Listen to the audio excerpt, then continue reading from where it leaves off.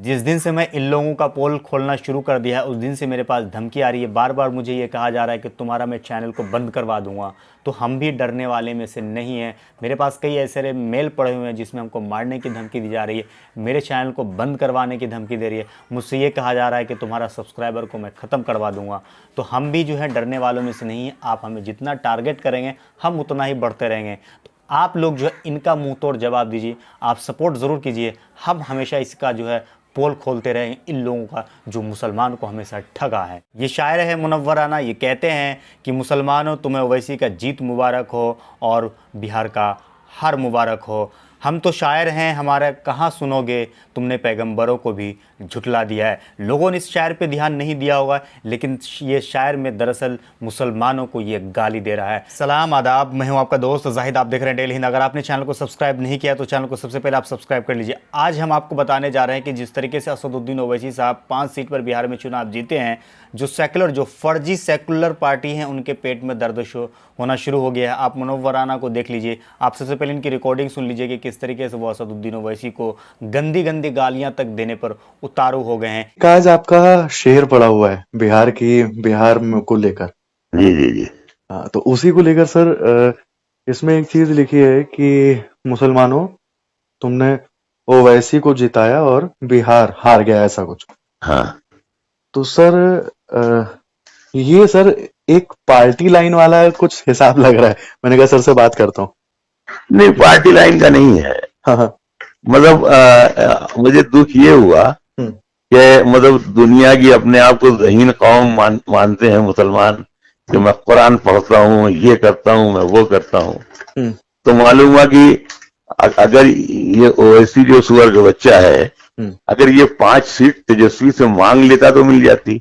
अच्छा, अगर अगर आप हमसे कुछ मांगिए और हम आपको न दें तो आप मेरे खिलाफ बगावत कीजिए। में देखिए, मुनव्वर राना एक बात और ये कह रहा है कि अगर असदुद्दीन ओवैसी तेजस्वी से ये कहता कि 2-4 सीट हमें दे दो, तो उसको क्यों नहीं देता? अगर नहीं देता तब वो बगावत करता। असदुद्दीन ओवैसी कह रहे हैं कि हमने 3 बार उनसे बात करने की कोशिश की, लेकिन उन्होंने साफ लफ्ज़ों में मना कर दिया कि हम आपको यहाँ से सीट नहीं देंगे।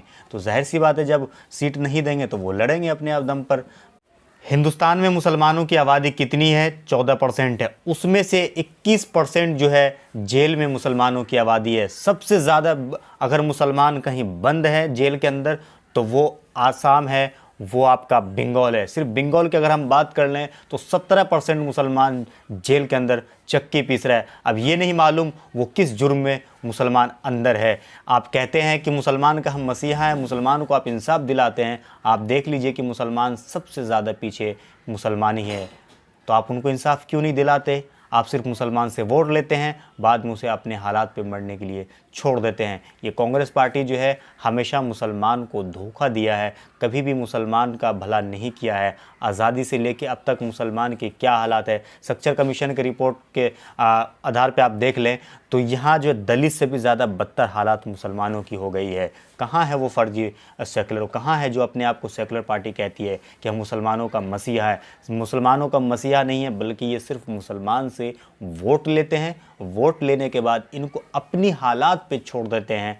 आप बाद में जाइए, कहीं भी जाइए, हमको मतलब नहीं है। कहते हैं अपना काम बनता, भाड़ में जाए मुस्लिम जनता। तो वही है कि इनका काम बन गया, आप भाड़ में जाइए, इनको आपसे कोई मतलब नहीं है। जब आप चाहेंगे किसी मंजिल को पाना, आप चाहेंगे कामयाबी हासिल करना, तो ये लोग जो है सेकुलर जो अपने आप को कहते हैं, ये लोग आपका टांग खींचते हैं। ये लोग आपको झूठी केस में फंसा देते हैं। ये लोग अगर आप कोई बिज़नेस करते हैं तो वहाँ पे रोड़ा डाल देते हैं, आपको आगे बढ़ने नहीं दिया जाता है। लेकिन आज के जो मुसलमान हैं, आप देखे जाए तो हर क्षेत्र में मुसलमान धीरे धीरे आगे बढ़ रहा है। कांग्रेस के हुकूमत से जो है बेहतर अभी जो है भाजपा की हुकूमत में मुसलमान आगे बढ़ रहा है। आप रिपोर्ट उठा के देख लीजिए, आपको मालूम चल जाएगा कि कांग्रेस से बेहतर जो है भाजपा के इसमें मुसलमानों की हालात है। फिर आप मुसलमान से किस चीज़ के नाम पे वोट लेते हैं? असदुद्दीन ओवैसी ने तो कह दिया कि भाई हम चुनाव लड़ेंगे, उनको पूरा पूरा अधिकार है चुनाव लड़ने का। अब वो बंगाल में भी चुनाव लड़ेगा। वो तो कह रहा है कि भैया हमसे गठबंधन कर लो ना, या ना तो मुकाबला करने के लिए तैयार रहो। लेकिन ये जो है, ये लोग चाहते हैं कि अगर मैं ओवैसी के साथ गठबंधन कर लूँगा तो फिर मुसलमान वोट हमेशा के लिए उसकी तरफ जाएगा, चला जाएगा। फिर हमको वोट कौन देगा? तो भाई अगर आपको ऐसा डर है तो आप ओवैसी के साथ गठबंधन कीजिए, उसके बाद लड़िए, आपको जिसको हराना हराते रहिए, कोई दिक्कत नहीं है।